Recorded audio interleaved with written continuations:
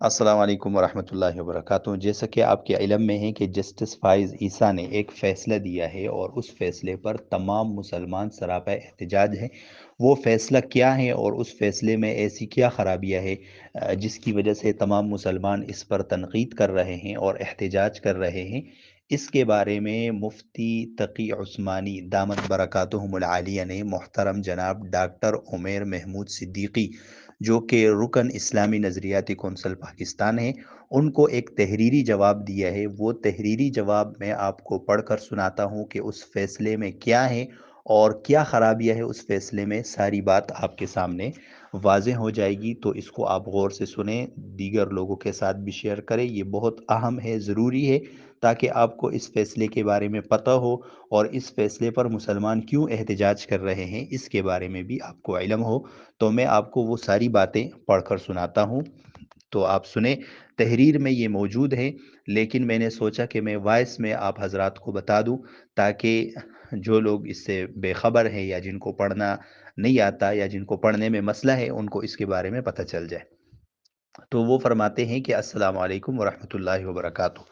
آپ نے supreme court کے فیصلے مبارک احمد بنام ریاست جاری کردہ 6 فروری 2024 کے بارے میں استفسار فرمایا ہے۔ ایسا ہی سوال میرے پاس متعدد دوسرے حضرات کی طرف سے بھی موصول ہوا ہے۔ چونکہ اس فیصلے کے بارے میں مختلف آراء سامنے آ رہی ہے، اس لیے میں نے اس کا گہری نظر سے مطالعہ کیا ہے اور اپنی رائے ذیل میں پیش کر رہا ہوں۔ اس فیصلے کے دو حصے ہیں۔ ایک حصہ وہ ہے جس میں ملزم کی سزا یا رہائی سے بحث کی گئی ہے، اور دوسرا حصہ وہ ہے جس میں مذہبی آزادی کے موضوع پر قرآن آیات اور دستور کی دفعات ذکر کر دی گئی ہے۔ ان دونوں حصوں کے بارے میں الگ الگ بات کرنا ضروری ہے۔ پہلا حصہ کیا ہے؟ وہ یہ ہے، پہلے حصے کی حقیقت یہ ہے کہ ملزم پر 3 مختلف دفعات کے تحت مقدمہ چلایا گیا تھا۔ Punjab holy Quran printing and recording act 2011 کے تحت اس پر الزام تھا کہ اس نے قادیانی تفسیر صغیر کو تقسیم کرنے اور پھیلانے کا ارتکاب کیا، جو مسلمان کے عقیدے کے خلاف قرآن کریم کی معنوی تحریف پر مشتمل ہے۔ اس کے علاوہ اس پر تعزیرات پاکستان کی دفعہ 298 بی اور 295 بی کی خلاف ورزی کا بھی الزام تھا۔ تعزیرات پاکستان کے دونوں الزامات کے بارے میں تو سپریم کورٹ کے زیر نظر فیصلے میں یہ کہا گیا ہے کہ یہ الزامات ایف آئی آر یا چالان میں درج نہیں، اور نچلی عدالت نے اس پر جو فرد جرم عائد کی ہے وہ قواعد کے خلاف ہے، اس لیے اسے فرد جرم سے خارج کیا جاتا ہے۔ جہاں تک اصل فرد جرم کا تعلق ہے، وہ Punjab holy Quran printing and recording act 2011 کی دفعہ 7 اور دفعہ 9 سے متعلق ہے۔ فیصلے میں کہا گیا ہے کہ سن 2021 میں اس قانون کی دفعہ 7 اور دفعہ 9 میں تبدیلی کر کے Punjab holy Quran printing and recording amendment act نافذ کیا گیا۔ ملزم اس ایکٹ کے تحت قابل سزا ہو سکتا تھا، لیکن اس کی مبینہ جرم کا ارتکاب اس قانون کے نفاذ سے پہلے سن 2019 میں ہوا تھا، جب یہ قانون موجود نہیں تھا۔ کسی شخص کو کسی ایسے فعل کی سزا نہیں دی جا سکتی جو اس وقت قابل سزا نہ ہو اور بعد میں قابل سزا بنا ہو۔ اس لیے فیصلے میں سرسری طور پر یہ کہہ دیا گیا ہے کہ 2019 میں یہ قانون نہیں تھا، 2021 میں یہ قانون بنا ہے، لہٰذا مجرم کو اس جرم کی سزا نہیں دی جا سکتی۔ لیکن حیرت انگیز بات یہ ہے کہ سپریم کورٹ نے اس بات پر غور نہیں کیا اور نہ ہی اس پہلو سے کوئی گفتگو کی کہ 2019 میں ملزم کے خلاف فرد جرم Punjab holy Quran printing and recording act 2011 کے تحت عائد کی گئی تھی، جو اس کے مبینہ ارتکاب جرم سے پہلے نافذ تھا اور اس وقت بھی جرم تھا۔ سن 2021 میں جو ترمیم ایکٹ آیا، اس نے 2011 کے قانون کو منسوخ نہیں کیا، بلکہ اس میں بھی جرم جوں کا توں برقرار تھا، الفاظ بھی تقریباً وہی تھے جو 2011 میں الفاظ ہے، صرف سزا بڑھا دی گئی ہے۔ لہٰذا 2019 میں جس مبینہ جرم کی فرد عائد کی گئی ہے، اس جرم کے ہونے پر کوئی فرق نہیں پڑا۔ زیادہ سے زیادہ یہ کہا جا سکتا ہے کہ اس جرم کی سزا 2011 کے قانون کے بجائے 2021 کے قانون کے بجائے 2011 کے مطابق ہونی چاہیے۔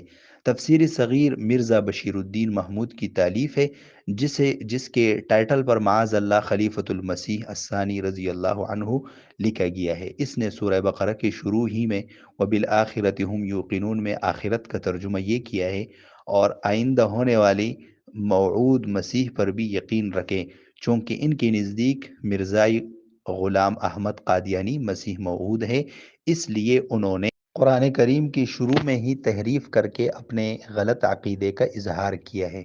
اس لیے جو شخص یہ تفسیر شائع کرے یا اس کی نشر و اشاعت کرے، وہ 2011 کے قانون کے تحت بھی مجرم ہے اور 2021 کے قانون کے تحت بھی مجرم ہے، صرف سزا کا فرق ہے۔ لہٰذا یہ کہنا کہ ارتکاب جرم کے وقت یہ عمل جرم نہیں تھا کیسے درست ہو سکتا ہے؟ اس بارے میں فیصلہ بالکل خاموش ہے۔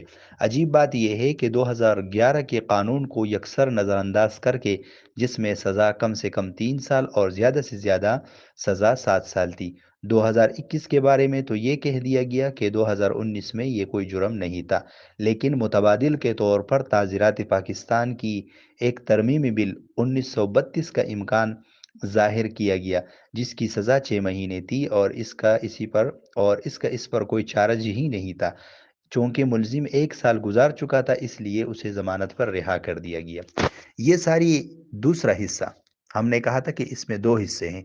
دوسرا حصہ یہ ساری ایک قانونی بحث تھی، لیکن زیر نظر فیصلے میں مذکورہ قانونی نکات سے یکسر صرف نظر کرنے کے علاوہ پیراگراف 6 سے لے کر پیراگراف 10 تک قرآن کریم کی بعض آیات اور دستور پاکستان کی بعض دفعات پر ایک عمومی بحث فرما دی گئی ہے، جس میں ہر شخص کو مذہبی آزادی ہونے اور دین میں زبردستی نہ ہونے پر زور دیا گیا۔ اگرچہ اس حصے میں قادیانیوں کا نام نہیں لیا گیا، لیکن جس سیاق و سباق میں یہ بحث کی گئی ہے وہ قادیانیوں سے متعلق تھا۔ اس سے بجا طور پر یہ تاثر لیا گیا کہ یہ تمام احکام قادیانیوں کے بارے میں بتائے جا رہے ہیں، کیونکہ قانونی فیصلہ محض غیر متعلق مضمون نگاری پر مشتمل نہیں ہوتا، بلکہ اس کے ہر حصے کا متعلقہ مقدمے سے تعلق ہوتا ہے۔ اس لیے پڑھنے والوں کا یہ سمجھنے میں کوئی قصور نہیں کہ فیصلے میں قادیانیوں کو تحریف شدہ قرآن شائع کرنے اور اس کی تبلیغ کی اجازت دی گئی ہے، اور اس کی وجہ سے جو انتشار ہوا ہے وہ کچھ بعید نہیں تھا، کیونکہ دستور میں جن آزادیوں کا ذکر ہے وہ ہمیشہ قانون، اخلاق، شریعت کے تابع ہوتی ہے۔ مذہبی آزادی کا مطلب یہ ہے کہ جس شخص کا اپنا مذہب اپنے الگ تشخص کے ساتھ قائم ہو تو اسے اس پر عمل کرنے کی آزادی ہے، جیسے عیسائی، یہودی، ہندو، سب کو آئین کے تحت یہ آزادی حاصل ہے۔ لیکن کوئی شخص اپنا الگ مذہب بنا کر اور تمام مسلمانوں کو کافر کہہ کر اپنے مذہب کو اسلام کے نام سے متعارف کرائے تو وہ ایسا ہی ہے جیسے کوئی شخص عیسائی عقائد کو اسلام کی طرف منسوب کر کے یہ کہے کہ میں مسلمان ہوں، یا اپنی طرف سے کتاب لکھ کر یہ کہے کہ یہ قرآن ہے۔ جس طرح اسے یہ اجازت نہیں دی جا سکتی، اس طرح قادیانیوں کو بھی مذہبی آزادی کے نام پر اسلام کا نام استعمال کرنے کی آزادی دی جا سکتی ہے، اور نہ ان کے تحریف کردہ قرآن کو تفسیر کے ساتھ شائع کرنے کی اجازت دی جا سکتی ہے۔ یہ بات الحمدللہ پاکستان کے آئین اور قانون میں پوری طرح واضح کر دی گئی ہے، جس کا فیصلہ میں کوئی حوالہ نہیں۔ نیز سپریم کورٹ کے لارجر بینچ نے ظہیر الدین وغیرہ بنامے ریاست مطبوعہ 1993 SCMR 1718 میں ان قوانین کی تشریح ہمیشہ کے لیے طے کر دی ہے۔ زیر نظر فیصلے سے اس پر کوئی اثر نہیں پڑتا، لیکن اس طرح کے غیر متعلقہ تبصروں سے انتشار کے سوا کوئی فائدہ نہیں ہوتا۔ ایک اور بات فیصلے کے پیراگراف 8 میں یہ کہی گئی ہے کہ قرآن کریم نے فرمایا ہے کہ ہم نے ہی قرآن کریم نازل کیا ہے اور ہم ہی اس کی حفاظت کریں گے۔ یہ آیت نہ جانے کس مناسبت سے نقل کی گئی ہے۔ کیا مطلب یہ ہے کہ چونکہ اللہ نے اس کی حفاظت کا ذمہ لیا ہے، اس لیے ہمیں اس کی حفاظت کا کوئی انتظام نہیں کرنا چاہیے، اور جو کوئی اس میں تحریف کرے اس کا ہاتھ بھی پکڑنا نہیں چاہیے۔ حفاظت کا ذمہ بے شک اللہ نے لیا ہے، لیکن وہ یہ کام اپنے بندوں ہی سے کراتا ہے کہ لاکھوں انسانوں بلکہ بچوں کے سینوں میں اسے معجزانہ طور پر محفوظ فرما دیا ہے۔ جناب چیف جسٹس صاحب سے یہ بھی درخواست ہے کہ انہوں نے اپنے ایک اور فیصلے میں حافظ قرآن کی کو یہ امتیاز دینے سے انکار فرمایا ہے کہ اسے دوسرے علوم حاصل کرنے میں دوسروں پر ترجیح دی جائے۔ اللہ تعالیٰ کے نزدیک ان کا امتیاز طے شدہ ہے، اس لیے انہیں اپنے اس فیصلے پر بھی نظر ثانی کرنی چاہیے۔ بہرحال اس آیات کریمہ کو نقل کرنے سے لوگوں کو یہ تاثر ملا ہے کہ تحریف شدہ قرآن کریم کو کوئی جرم نہیں سمجھا جا رہا ہے، کیونکہ قرآن کریم کی حفاظت کا ذمہ اللہ نے لیا۔ خلاصہ یہ ہے کہ فیصلے میں بہت سی باتیں قابل اعتراض ہیں، اور سپریم کورٹ کے افسر تعلقات عامہ کی طرف سے جو وضاحت آئی ہے وہ کافی نہیں ہے۔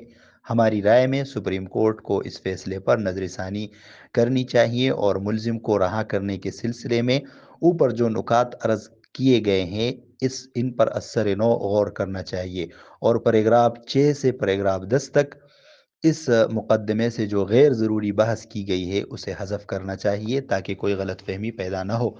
تاہم عام مسلمان مطمئن رہے کہ اس مجمل اور قابل اعتراض فیصلے سے قادیانیوں کے بارے میں شریعت، آئین اور قانون کے طے شدہ موقف پر کوئی اثر نہیں پڑتا، اور یہ خیال غلط ہے کہ اس سے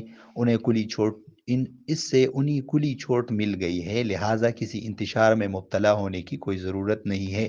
البتہ جناب چیف جسٹس صاحب کو ان گزارشات کو سنجیدہ لینا چاہیے اور ایسے اقدامات سے پرہیز کرنا چاہیے جن سے عوام میں انتشار پیدا ہو اور ان کی ناکافی وضاحت دینی پڑے۔